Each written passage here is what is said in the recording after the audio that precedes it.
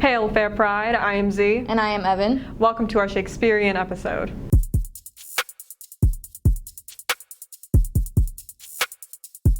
April, the month of Shakespeare doth grace us, thus Mptv doth in his honor make a fuss. The yearly market day, hosted by the CTE on Thursday, April 25th, 12B, in the auditorium lobby during lunchtime's plea. All students and staff ye are bid to shop, for treasures aplenty without a stop. Bring coins and currency, I bring gold, for wondrous items as yet untold.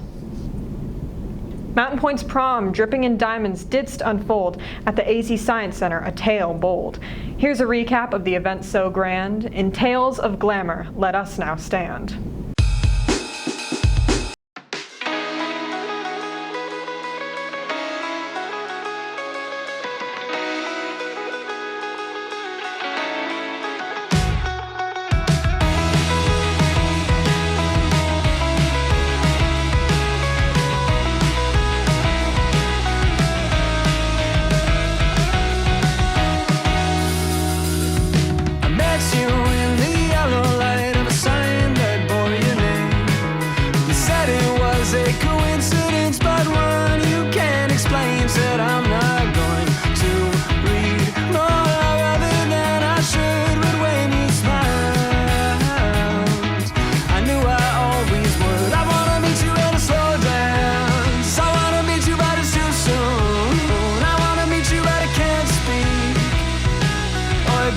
Across the room, I wanna meet you at a slow dance. I wanna meet you, but it's too soon. I wanna meet you, but I can't speak.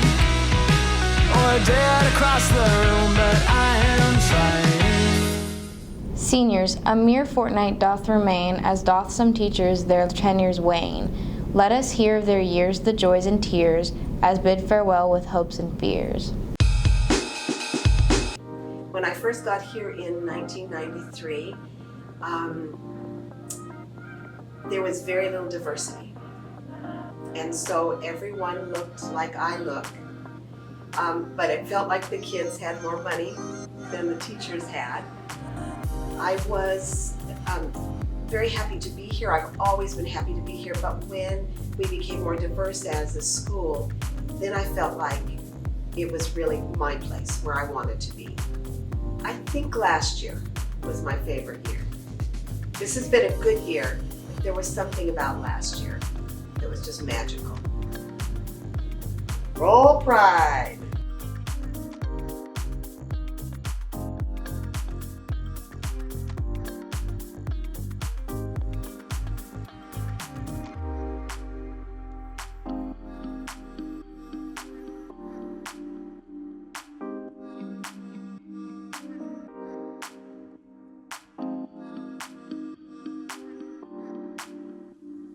The blood drive draweth near, in the small gym thou must appear. 16 years of age or more, with signed slips, enter the door.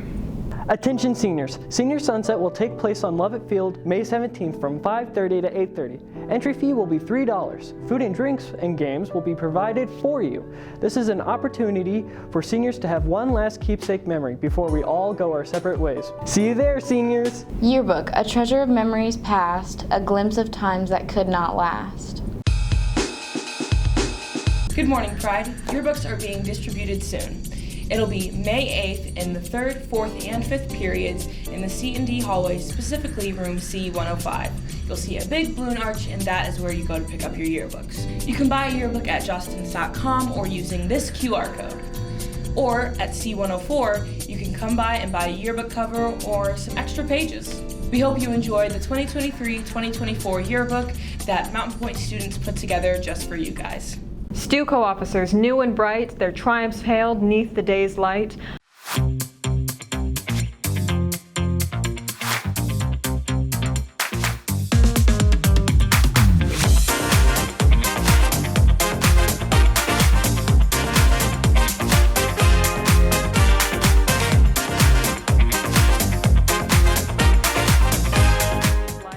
Awards night in the auditorium's hall. Mark the date and heed the call. Caps and gowns on Thursday, May 2nd, in both lunches delivery doth descend. Seniors, sign thy contracts, debts due amend, for journey's end draws nigh, my friend.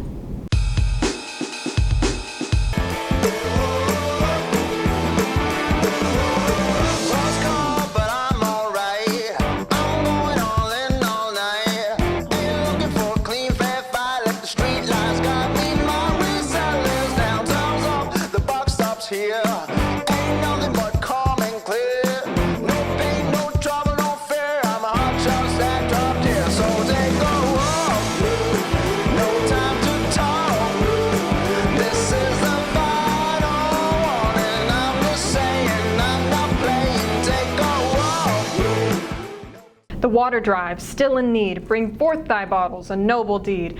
Community hours for each contribution. Seek Mr. Reader for thy resolution. Summer bridge, a path to traverse, ere summer's call doth immerse. School days wane as summer plans bloom, and anticipation of vacations room. Now a tale of concerts old and new, as reporter Mike doth bring it to view. In the medieval world, the main place music would be heard by commoners was in church. Larger churches would often have an organ within the church and a dedicated organist to play it. In the Baroque period, we start to see more instances of people going to concerts, specifically to listen to live music.